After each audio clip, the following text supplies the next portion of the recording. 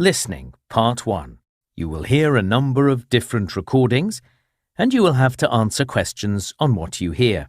There will be time for you to read the instructions and questions, and you will have a chance to check your work.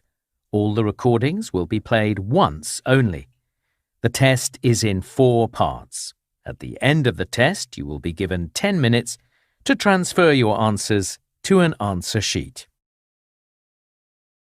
Now turn to Part 1.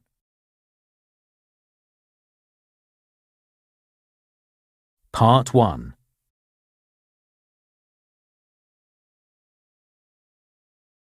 You will hear a phone conversation between the manager of a community centre and a woman who is inquiring about art classes in the centre. First, you have some time to look at questions 1 to 6.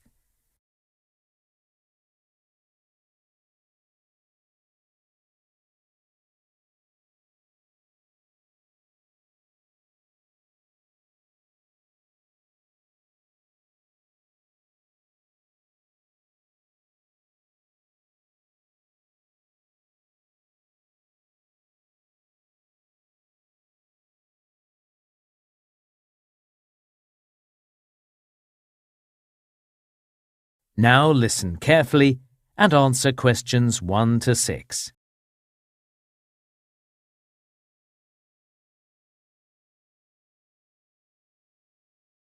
Bramley Community Centre, how can I help?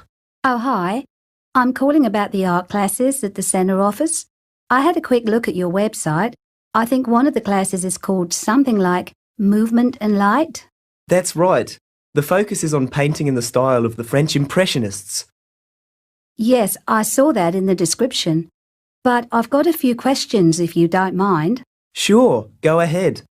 Well, do I need to bring anything to the class or is everything supplied? Not quite. What you'd need to do is get yourself some brushes. I'd suggest a range of them, in different sizes. All right. Yes, I guess it would make sense to bring your own. I'll make a note of that. And you know what the fee for the class is? For one term, it's $170, isn't it? That's right. But if you sign up for 2 terms, it actually works out cheaper. How much would that be? $285.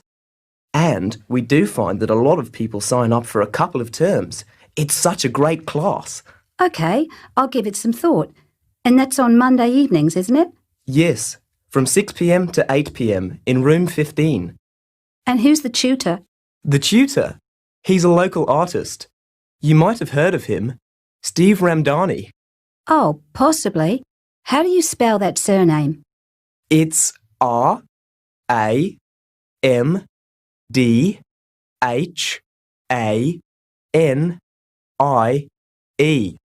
Got that? Yes, thanks. Now you've also got a class called Clay Basics. It's a pottery class, right? Yes, that's right. Do we get to use a pottery wheel? Yes, you do. Oh, great. But we'd be making something simple, I hope. I can't imagine producing a vase or anything with a handle. No, in the first term, you'd just be producing 2 or 3 bowls.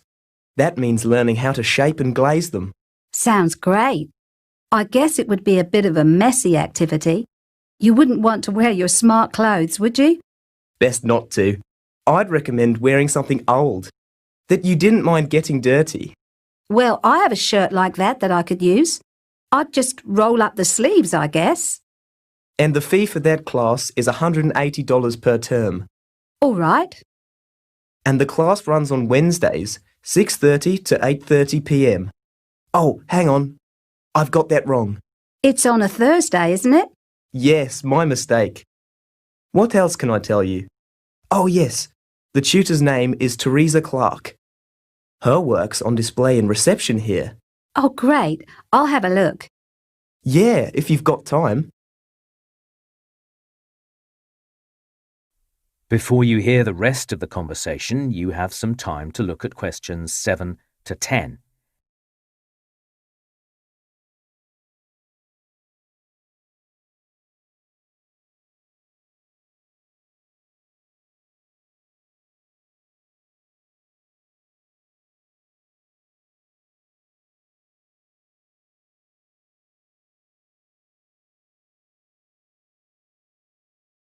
Now listen and answer questions 7 to 10.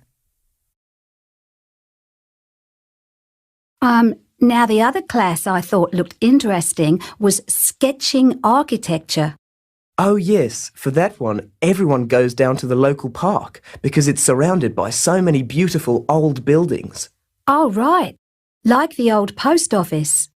Well, I think you begin by drawing the library. There's a good view of it from the park, I believe. Okay, nice. Actually, come to think of it, I think I've seen the sketching class down in the park when I've driven past. Don't they all take a fold-up chair with them? I believe so. Is there anything else I ought to know? Well, the people who do the class, they tend to make a sandwich for themselves and bring that along. So I'd recommend you do that too. Good idea. I get grumpy when I'm hungry. All right. That's $160 per term for that class, and it's on Fridays from 11 a.m. till 1. So, if the classes are in the park, that's quite a big area. Where do we actually meet? Good point. Everyone usually heads along just before 11 a.m. and they meet each other at the top of Victoria Street, at the station road end. So, on the corner? Great. And the tutor is? Annie Lee.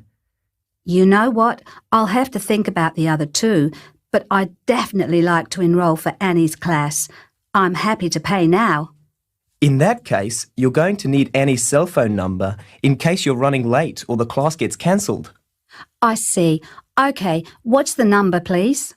It's 021 785 6361. Just text her if there's a problem. Now, how would you like to pay? We can do cash or maybe... That is the end of Part 1. You now have 1 minute to check your answers to Part 1.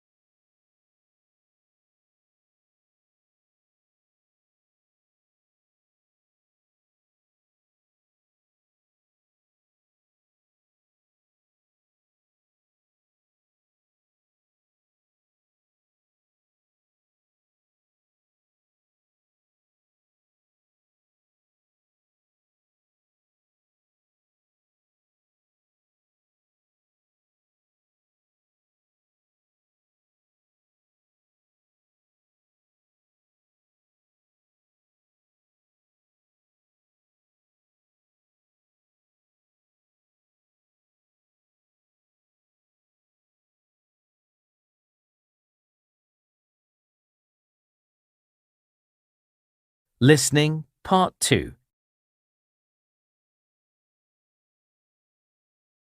You will hear the manager of a factory talking to office staff about renovation work at the factory complex. First, you have some time to look at questions 11 to 14.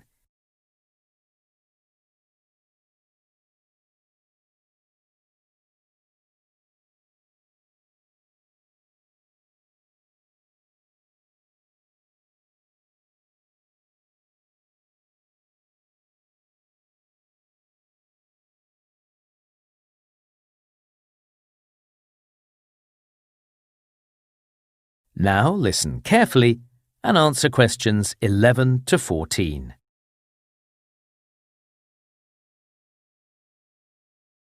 Good afternoon. First of all, I want to say thank you for your patience for the last 6 months. As you know, all the office staff had to move to temporary offices while the renovation work at the factory complex was taking place.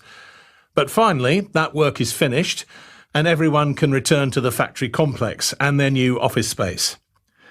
We're hoping everything will go smoothly, but there's a couple of things we'll need you to do during your first week back.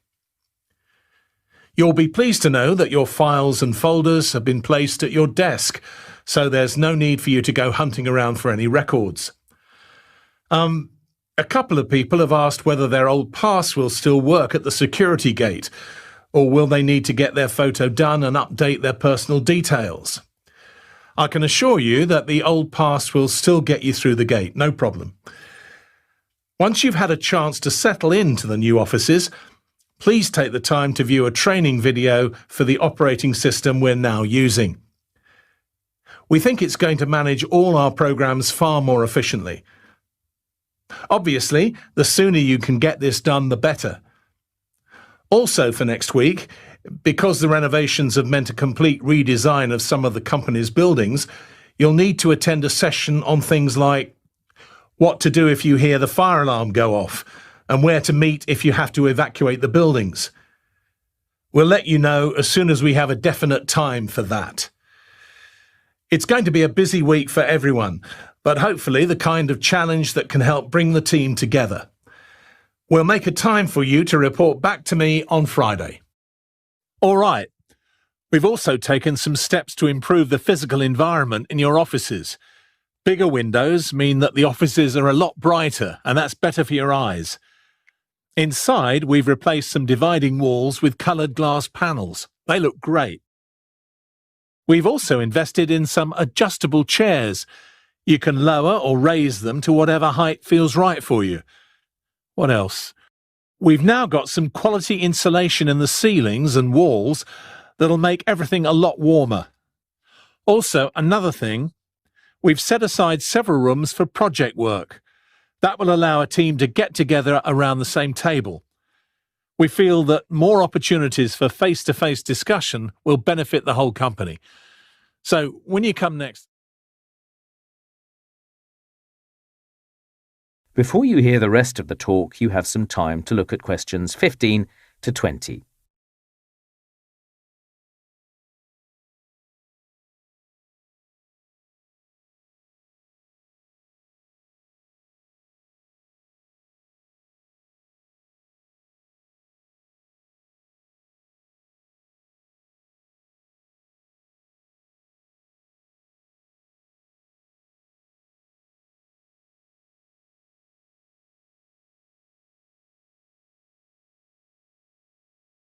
Now listen and answer questions 15 to 20. OK, so let's look at a plan of the factory complex and see how it's changed. You can see that the main entrance is at the top of the map. Ellerslie Road is on the left-hand side and the warehouse is at the bottom. OK, let's start with one of the new buildings. The conference centre, perhaps. If you look at the lower half of your plan, on the right, there are two long buildings that are parallel to each other. The conference centre is the one with a view of the river. Hopefully that's something visitors to the factory complex will appreciate, especially on a sunny day when it's clear outside. Now, what about the new office space? As you know, the offices used to be in that large building right alongside Ellerslie Road, and that could get a bit noisy at times. So what we've done is move the office space further away from the road, into the building that directly joins on to reception. This should mean employees can benefit from a quieter working environment, as well as the other improvements I mentioned earlier. We also decided to move the stores building, so it could be a lot closer to the warehouse. So now, if you were going to enter the factory complex from the Ellerslie Road entrance, stores would be the building immediately on your left.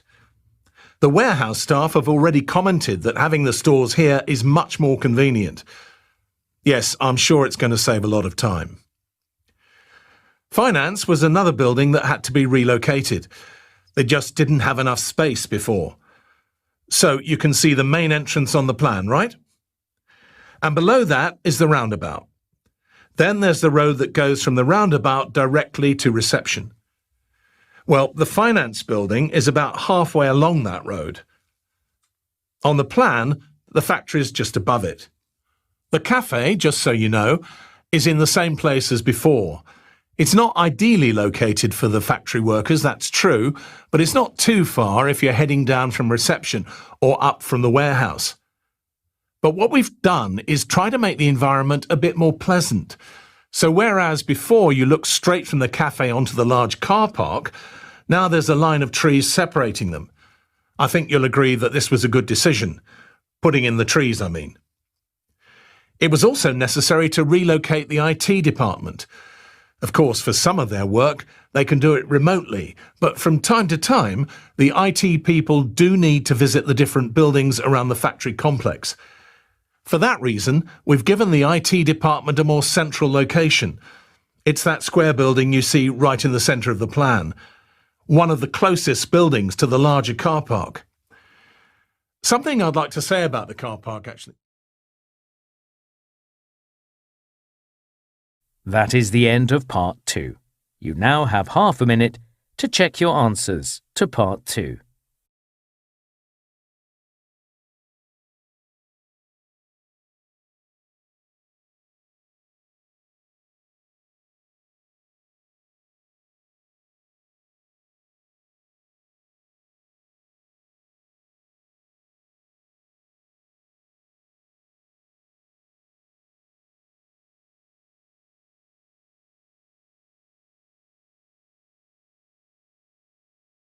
Listening, Part 3. You will hear two health studies students, Lucy and Sam, talking about the topic of vitamin supplements. First, you have some time to look at questions 21 to 26.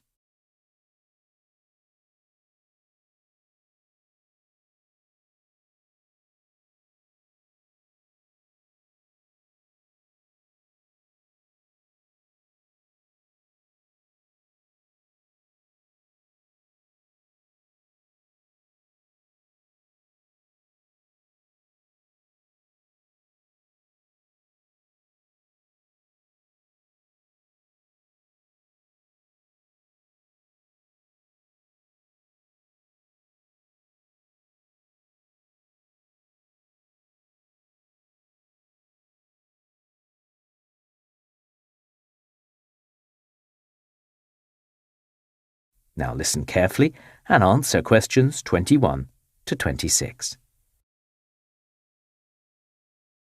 OK, we've looked at the history of vitamin supplements and thought about why people take them. We've also considered the reasons why some health professionals are critical of the vitamin supplement industry. Now work with a partner and discuss the key issues. Sam, shall we work together? Sure.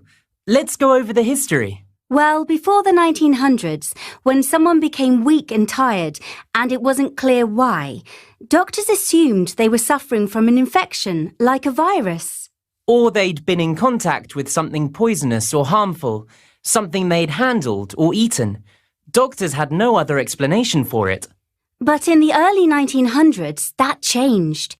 That researcher in the US, Joseph Goldberger, he realised people who basically lived off corn, they were getting ill because they weren't eating anything else. Exactly. And other researchers were realising the same thing. Like in places where people only ate white rice, they were suffering from a disease called beriberi. So the researchers concluded that there must be something missing, that the stuff some people were eating had no nutritional value. And from there, researchers began to identify vitamins, like A and B, for the first time. A huge scientific breakthrough. So doctors, the public, everyone got to hear about vitamins. First, that they existed, and second, you needed them to be healthy.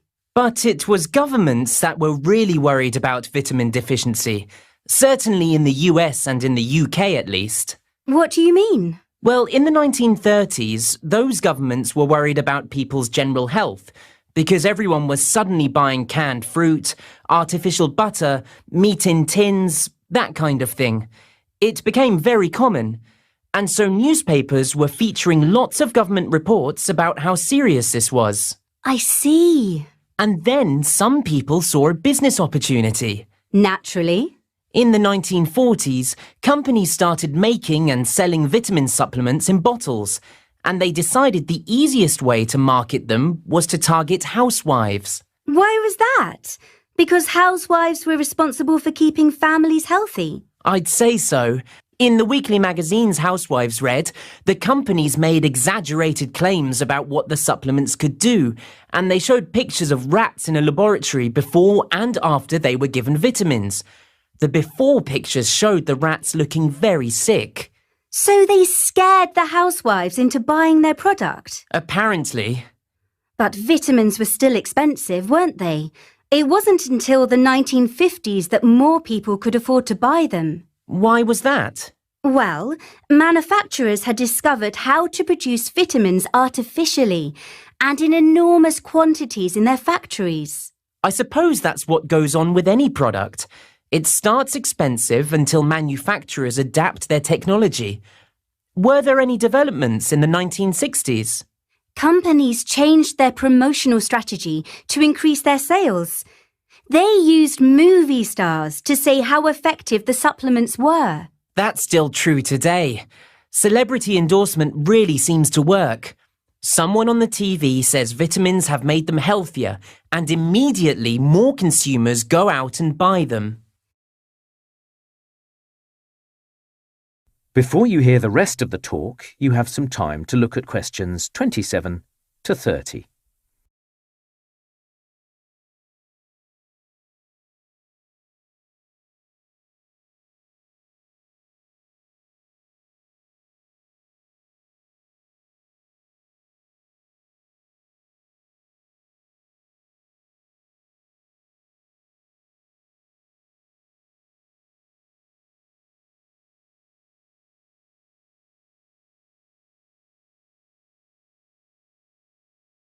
Now listen and answer questions 27 to 30. So apparently, the number of Australians taking vitamin supplements has doubled in the last decade. Incredible!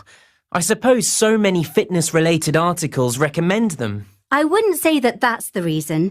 According to the research I read, many Australians are just taking a more active approach to staying well. They don't want to rely on their doctor for everything, so they're turning to vitamins. They can take those themselves and feel they're doing something positive. So it doesn't have anything to do with the fact the price has dropped because so many companies are making supplements. I doubt it.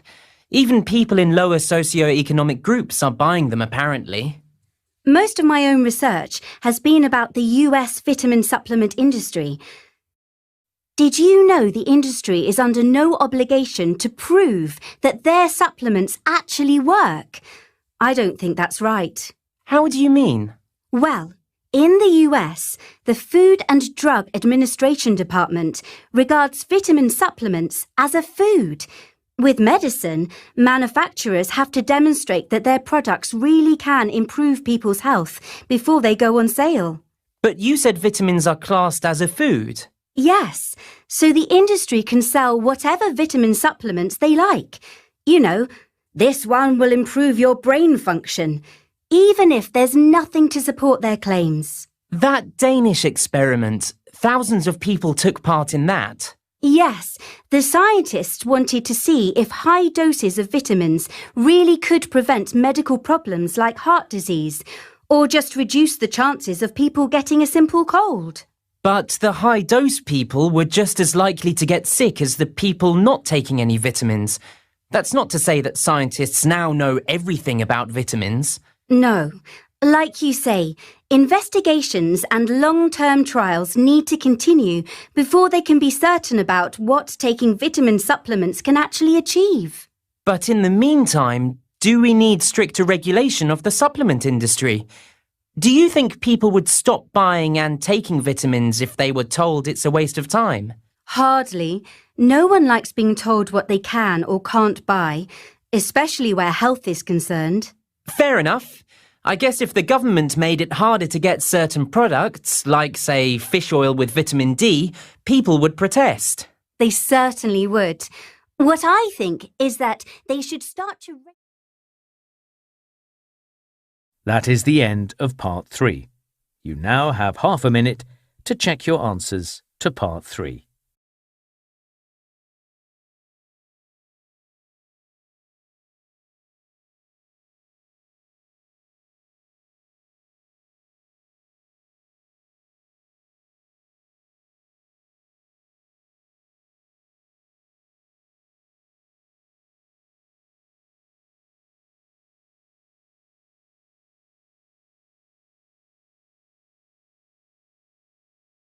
Listening Part 4.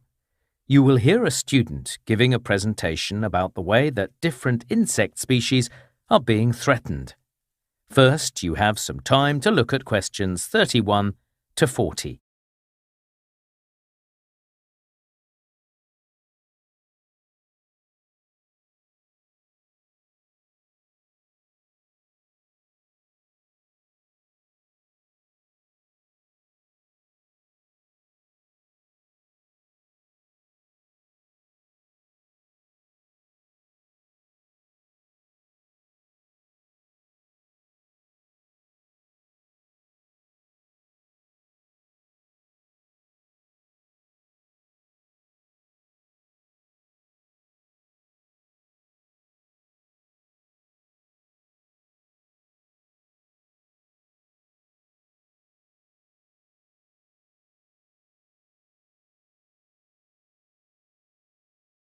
Now listen carefully and answer questions 31 to 40.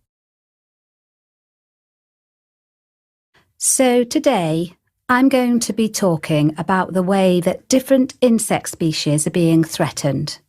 In other words, the reasons why some insect populations are declining and might even become extinct in the 21st century. I'll also talk about the consequences if extinction occurs and some possible ways to prevent that. Let's start with the reasons. First of all, when we look at what's going on in Europe, we can see a huge decline in certain species of insect. This is partly because farmers no longer allow certain plants to grow in their fields. But farmers are not entirely to blame. The gardens that people have nowadays don't always contain the kind of plant that insects need. So perhaps we need to rethink what we're putting there. In more tropical regions of the world, for example, the Amazon rainforest, scientists have noticed that the number of beetle and butterfly species also appears to be diminishing. They put this down to climate change, rather than, say, the fragmentation of habitat, but more research has to be done. And then there's the use of pesticide. And of course, this happens everywhere in the world. Pesticide is designed to kill a range of insects that farmers don't like, but it also kills bees, which they need. Pesticide might not kill bees directly, but we know that it impacts on their spatial skills, meaning they cannot make sense of what they see around them, and also their memory. This means that they cannot remember how to get back to their hive. So, why worry about whether insects become extinct? Well, the consequences would obviously be terrible, not just for them, but for us. Pretty much everywhere on the planet, with the exception of Antarctica, insects are at the bottom of the food chain. They're absolutely vital, because if there were no insects, there would also be no birds or lizards or mammals. Then there's the role that insects play in crop production. We use them to pollinate our fruit and vegetables, and it would be impossible to manage without them. It's also worth remembering that scientists are now studying plants to find out whether they might be a source of medicine in the future. If these plants disappear because of insect extinction, that would be another lost opportunity. So, there's some possible ways we could prevent insect extinction, some more controversial than others. I think it's a given that governments have to do something about the sale of pesticides. In fact, some countries have already passed laws to ban certain products. That's a good move forward. But ordinary people can also make a difference. If we cut down on how much meat we ate, some of the land now used for grazing could be turned back into insect-friendly environments.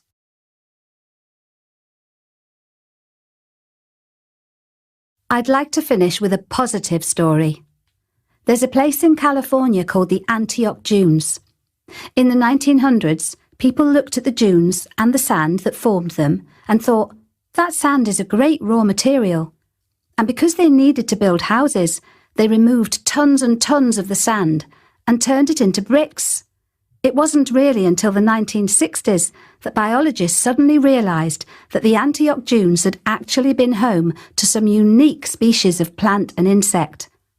But by this time, there was only one species of butterfly left, the metalmark butterfly. And a major problem for the metalmark was that it required a certain plant to survive, something called the naked stem buckwheat. It was on this plant that it laid its eggs, so yes, you can see why the buckwheat was important.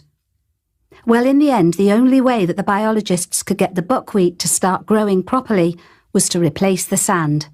That was a great first step, but the metalmark butterfly is still endangered.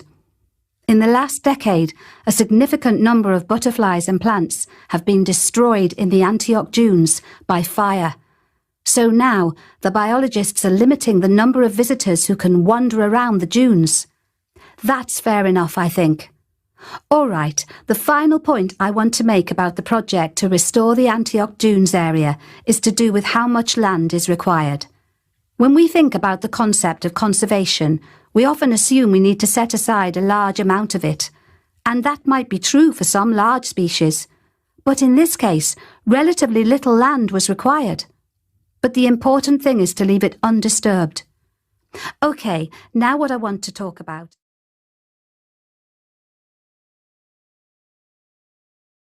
That is the end of Part 4. You now have 1 minute to check your answers to Part 4.